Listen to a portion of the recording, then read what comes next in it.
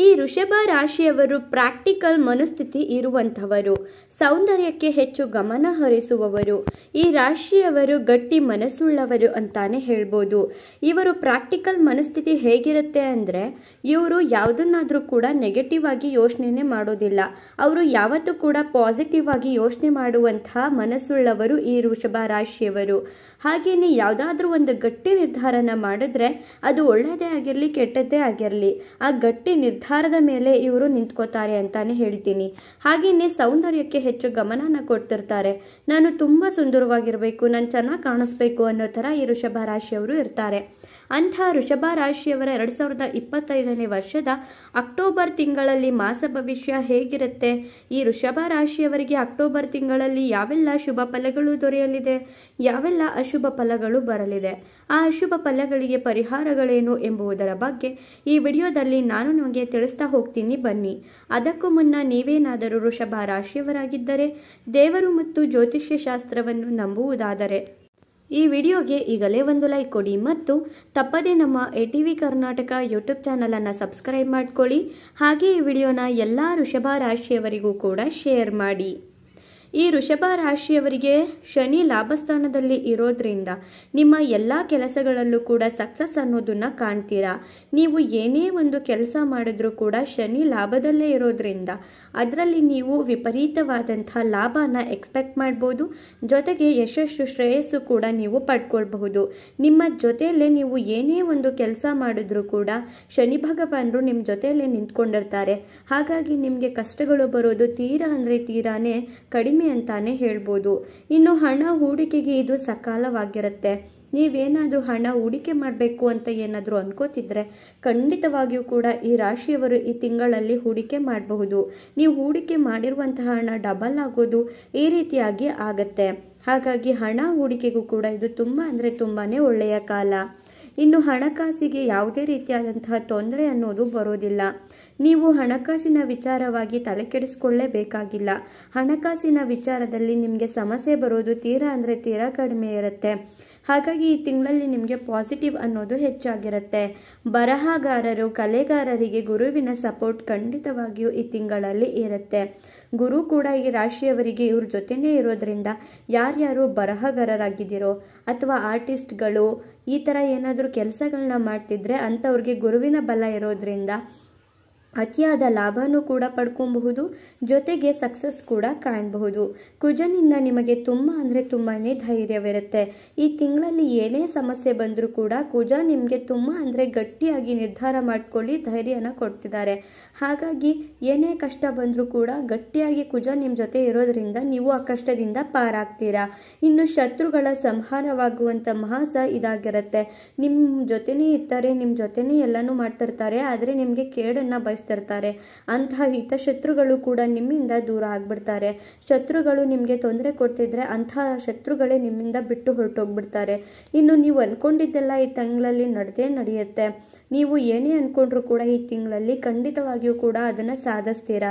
ಅದನ್ನು ಸಾಧಿಸೋದ್ರಿಂದ ನಿಮಗೆ ಈ ತಿಂಗಳಲ್ಲಿ ಒಳ್ಳೆ ರೀತಿಯಾದಂತಹ ಎನರ್ಜಿ ಅನ್ನೋದು ಸಿಗುತ್ತೆ. ಬುಧನಿಂದ ಮಿಶ್ರ ಫಲಿತಾಂಶ ಅನ್ನೋದು ಈ ರಾಶಿಯವರಿಗೆ ಸಿಗುತ್ತೆ. ಬುಧ ನಿಮಗೆ ಒಳ್ಳೇದನ್ನೂ ಮಾಡ್ತಾರೆ, ಕೆಟ್ಟದನ್ನೂ ಮಾಡ್ತಾರೆ. ಆದರೆ ಅದನ್ನು ನೀವು ಯಾವ ರೀತಿ ತಗೋತೀರಾ ಅನ್ನೋದು ತುಂಬಾನೇ ಮುಖ್ಯವಾಗಿರುತ್ತೆ. ಈ ವೃಷಭ ರಾಶಿಯವರಿಗೆ ಇಷ್ಟೆಲ್ಲ ಶುಭ ಫಲಗಳನ್ನ ನೋಡಿದ್ದಾಯ್ತು.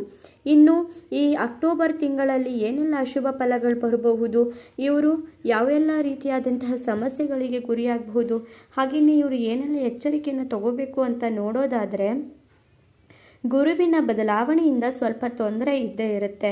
ಗುರು ನಿಮಗೆ ಬದಲಾವಣೆ ಆಗ್ತಿರೋದ್ರಿಂದ ತೊಂದರೆನ ಕೊಡ್ತಿರ್ತಾರೆ. ಆದರೆ ಬರಹಗಾರರು ಮತ್ತು ಕಲೆಗಾರರಿಗೆ ಸಪೋರ್ಟ್ನ ಕೊಡ್ತಿದ್ದಾರೆ. ಹಾಗಾಗಿ ಈ ರಾಶಿಯವರು ಗುರುವಿನ ಧ್ಯಾನನ ಮಾಡಬೇಕಾಗತ್ತೆ. ಇನ್ನು ಕೇತುವಿನಿಂದ ತುಂಬ ಎಫರ್ಟ್ಸ್ ಹಾಕಬೇಕು, ಕೆಲಸದಲ್ಲಿ ಕಷ್ಟಪಟ್ಟು ದುಡಿಬೇಕು. ಇವಾಗ ಶನಿ ನಮಗೆ ಲಾಭಸ್ಥಾನದಲ್ಲಿದ್ದಾರೆ ಅಂದಿದ ತಕ್ಷಣವೇ ನಮಗೆ ಎಲ್ಲವೂ ಕೂಡ ಪಾಸಿಟಿವ್ ಆಗಿರುತ್ತೆ ಅಂತಲೇ ನಾವು ಅನ್ಕೊಬಾರ್ದು. ಎಲ್ಲ ಕೆಲಸದಲ್ಲೂ ಕೂಡ ನನಗೆ ಸಕ್ಸಸ್ ಆಗುತ್ತೆ ಅಂತ ಅನ್ಕೊಂಡು ನಾವು ಸುಮ್ಮನೆ ಮನೇಲೆ ಕೂತ್ಕೊಂಡ್ಬಿಟ್ರೆ ಆಗತ್ತಾ? ಇಲ್ಲ. ಹಾಗಾಗಿ ಈ ರಾಶಿಯವರು ಎಷ್ಟು ಪ್ರಯತ್ನ ಮಾಡ್ತಿರೋ, ಎಷ್ಟು ಕಷ್ಟಪಟ್ಟು ದುಡಿತೀರೋ, ನಿಮ್ಮ ಕೆಲಸಗಳಲ್ಲಿ ಎಷ್ಟು ಎಫರ್ಟ್ಸ್ ಹಾಕ್ತಿರೋ ಅಷ್ಟು ನಿಮಗೆ ಲಾಭ ಸಿಗುತ್ತೆ ಅಂತ ಹೇಳ್ತಿದ್ದಾರೆ ಕೇತು ಗ್ರಹ. ಹಾಗಾಗಿ ನಿಮ್ಮ ಕೆಲಸದ ಮೇಲೆ ನಿಮಗೆ ಗಮನನ ಇಟ್ಕೊಬೇಕು, ಸಖತ್ ಎಫರ್ಟ್ ಹಾಕಿ ಕೆಲಸ ಮಾಡಬೇಕು. ಇನ್ನು ಮಾತೃ ಆರೋಗ್ಯದಲ್ಲೂ ಕೂಡ ತೊಂದರೆ ಇರುತ್ತೆ, ಗಮನ ವಹಿಸಬೇಕಾಗತ್ತೆ. ನಿಮ್ಮ ತಾಯಿ ಅಥವಾ ತಾಯಿ ಸಮಾನರಾದವರು ಯಾರ್ಯಾರು ಇರ್ತಾರೋ, ನಿಮ್ಮ ಅಕ್ಕ ತಂಗಿ ಅಥವಾ ಫ್ರೆಂಡ್ಸು ಯಾರಾದರೂ ಇರಲಿ, ಅವರ ಆರೋಗ್ಯದಲ್ಲಿ ನೀವು ಗಮನನ ಹರಿಸ್ಬೇಕಾಗತ್ತೆ. ಇನ್ನು ಶುಕ್ರನಿಂದ ನಿಮ್ಮ ಪ್ರೀತಿ ಪ್ರೇಮದ ವಿಚಾರದಲ್ಲಿ ತೊಂದರೆಗಳು ಬರುತ್ತೆ. ಶುಕ್ರ ಕೂಡ ನಿಮ್ಮ ಪ್ರೀತಿ ಪ್ರೇಮದ ವಿಚಾರದಲ್ಲಿ ಯಾರ್ಯಾರು ಪ್ರೀತಿ ಮಾಡ್ತಿದ್ದೀರೋ ಅವ್ರಿಗೆ ಮನೇಲಿ ಗೊತ್ತಾಗ್ಬಿಡೋದು, ಅಥವಾ ಸಡನ್ ಆಗಿ ಇಬ್ಬರು ಕೂಡ ಜಗಳ ಆಡ್ಕೊಂಡು ದೂರ ಆಗ್ಬೋದು, ಈ ಥರ ಆಗ್ಬೋದು. ಹಾಗಾಗಿ ನಿಮ್ಮ ಪ್ರೀತಿ ಪಾತ್ರರೊಂದಿಗೆ ನೀವು ಜಗಳನ ಮಾಡ್ಕೊಬೇಡಿ. ಎಷ್ಟು ತಾಳ್ಮೆಯಿಂದ ಇರ್ತೀರೋ ಅಷ್ಟು ಮುಖ್ಯವಾಗಿರುತ್ತೆ. ಇನ್ನು ಮನೆಯಲ್ಲೂ ಕೂಡ ನಿಮ್ಮ ಪ್ರೀತಿ ವಿಷಯನ ಹೇಳ್ಕೊಳ್ಳೋಕ್ಕೆ ಈ ಸಮಯ ಉತ್ತಮವಾಗಿಲ್ಲ, ಹುಷಾರಾಗಿರಬೇಕು. ಇನ್ನು ಪ್ರೀತಿಸಿದವರು ದೂರ ಆಗಬಹುದು, ಹುಷಾರಾಗಿರಿ. ಮೊದಲೇ ಹೇಳ್ದಂಗೆ ನೀವು ಯಾರನ್ನಾದರೂ ಪ್ರೀತಿ ಮಾಡ್ತಿದ್ರೆ ಅವರಿಂದ ನೀವು ಡಿಸ್ಟೆನ್ಸ್ನ ಯಾವತ್ತೂ ಮೇಂಟೈನ್ ಮಾಡೋಕ್ಕೆ ಹೋಗಬೇಡಿ. ಹಾಗೆ ಏನೇ ಜಗಳ ಇದ್ದರೂ ಕೂಡ ಮಾತಿನ ಮುಖಾಂತರವೇ ಎಲ್ಲವನ್ನು ಕೂಡ ಸರಿ ಮಾಡ್ಕೊಳ್ಳಿ. ದೂರ ಆಗೋ ಬಗ್ಗೆ ನೀವು ಯೋಚನೆ ಮಾಡಬೇಡಿ. ಇನ್ನು ಸೂರ್ಯನಿಂದ ತಂದೆಯ ಆರೋಗ್ಯದಲ್ಲೂ ಕೂಡ ನೀವು ನಿಗಾ ವಹಿಸಬೇಕಾಗತ್ತೆ. ಸೂರ್ಯಗ್ರಹ ಕೂಡ ನಿಮ್ಮ ರಾಶಿಯಲ್ಲಿ ನೀಚನಾಗಿರೋದ್ರಿಂದ ಯಾರ್ಯಾರು ನಿಮ್ಮ ತಂದೆ ಅಥವಾ ತಂದೆ ಸಮಾನರಾದವರು ಇರ್ತಾರೋ ಅಂಥವರ ಆರೋಗ್ಯದಲ್ಲಿ ನೀವು ಗಮನನ ವಹಿಸಬೇಕಾಗತ್ತೆ. ಇನ್ನು ಆರ್ಥಿಕವಾಗಿಯೂ ಕೂಡ ನೀವು ಗಮನನ ಹರಿಸಿ. ಆರ್ಥಿಕವಾಗಿ ನಿಮಗೆ ಏನೇ ಕಷ್ಟ ಇದ್ದರೂ ಕೂಡ ಹಾಗೆಯೇ ನಿಮ್ಮ ಖರ್ಚುಗಳ ಮೇಲೆ ನೀವು ನಿಗಾನ ವಹಿಸಬೇಕಾಗತ್ತೆ. ಹಣ ಬಂತು ಅಂದಿದ ತಕ್ಷಣವೇ ನೀವು ಯಾವುದೇ ಕಾರಣಕ್ಕೂ ಖರ್ಚು ಮಾಡಬಾರ್ದು. ಇನ್ನು ರಾಹುವಿನಿಂದ ಉದ್ಯೋಗದಲ್ಲಿ ತೊಂದರೆ ಇದೆ, ಸ್ಯಾಲ್ರಿ ಪ್ರಮೋಷನ್ ಆಗದೆ ಇರೋದು, ಈ ರೀತಿಯಾಗಿ ಸಮಸ್ಯೆಗಳು ಬರಬಹುದು. ರಾಹು ಉದ್ಯೋಗದಲ್ಲಿ ತೊಂದರೆನ ಕೊಡ್ತಿದ್ದಾರೆ.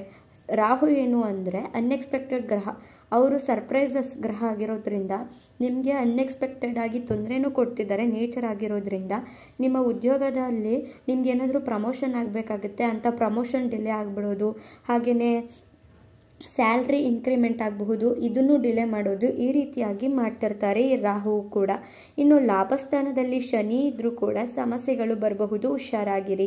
ಮೊದಲೇ ಹೇಳಿದ ಥರನೇ ಶನಿ ಲಾಭಸ್ಥಾನದಲ್ಲಿ ಇದ್ದಾರೆ ಅಂದಿದ ತಕ್ಷಣವೇ ಹಣಕಾಸು ನಮಗೆ ಚೆನ್ನಾಗಿ ಬರುತ್ತೆ ಅಂದಿದ ತಕ್ಷಣವೇ ನಮಗೆ ಖರ್ಚು ಬರಲ್ಲ ಅಂತ ಏನಿಲ್ಲ. ಖರ್ಚುಗಳು ಕೂಡ ಬರಬಹುದು. ನಮ್ಗೆ ಎಷ್ಟು ಹಣ ಬರುತ್ತೋ ಅದರಲ್ಲಿ ಉಳಿಸೋ ಬಗ್ಗೆನೇ ಗಮನ ಹರಿಸ್ಬೇಕು. ಇನ್ನು ತಂದೆ ತಾಯಿಯ ಆರೋಗ್ಯನೂ ಕೂಡ ಈ ರಾಶಿಯವರು ಚೆನ್ನಾಗಿ ನೋಡ್ಕೋಬೇಕು. ನೋಡಿದ್ರಲ್ಲ, ಈ ವೃಷಭ ರಾಶಿಯವರಿಗೆ ಅಕ್ಟೋಬರ್ ತಿಂಗಳಲ್ಲಿ ಎಷ್ಟೆಲ್ಲ ಶುಭ ಫಲಗಳಿದೆಯೋ ಅಷ್ಟೇ ಅಶುಭ ಫಲಗಳು ಕೂಡ ಇದೆ. ಹಾಗೆಯೇ ಈ ರಾಶಿಯವರು ಏನೇನು ಪರಿಹಾರಗಳನ್ನ ಮಾಡ್ಕೊಬೇಕು ಅಂತ ನೋಡೋದಾದರೆ, ಕೇತುವಿನ ಆರಾಧನೆಗಾಗಿ, ಕೇತುವಿನ ಶಾಂತಿಗಾಗಿ ಗಣಪತಿನ ಆರಾಧನೆ ಮಾಡ್ಕೊಳ್ಳಿ. ಆಗ ನಿಮ್ಮ ಕೆಲಸದಲ್ಲಿ ಬರುವಂತಹ ವಿಘ್ನಗಳು ಕಡಿಮೆ ಆಗುತ್ತೆ. ಇನ್ನು ಮಂಗಳವಾರ ನವಗ್ರಹ ಆರಾಧನೆ ಮಾಡಿದ್ರೆ ಖಂಡಿತವಾಗಿಯೂ ಕೂಡ ನಿಮಗಿರುವಂತಹ ಎಲ್ಲ ದೋಷಗಳು ಕೂಡ ನಿವಾರಣೆ ಆಗುತ್ತೆ. ಹಾಗೆಯೇ ಈ ರಾಶಿಯವರು ಬುಧನ ಆರಾಧನೆ ಮಾಡ್ಕೊಳ್ಳಿ, ಬುದ್ಧಿ ಕೂಡ ಹೆಚ್ಚಾಗುತ್ತೆ. ನೋಡಿದ್ರಲ್ಲ, ಈ ರಾಶಿಯವರಿಗೆ ಈ ಅಕ್ಟೋಬರ್ ತಿಂಗಳಲ್ಲಿ ಎಷ್ಟು ಶುಭ ಫಲಗಳಿದೆ ಅಂತ. ನಿಮ್ಮದು ಕೂಡ ವೃಷಭ ರಾಶಿನ?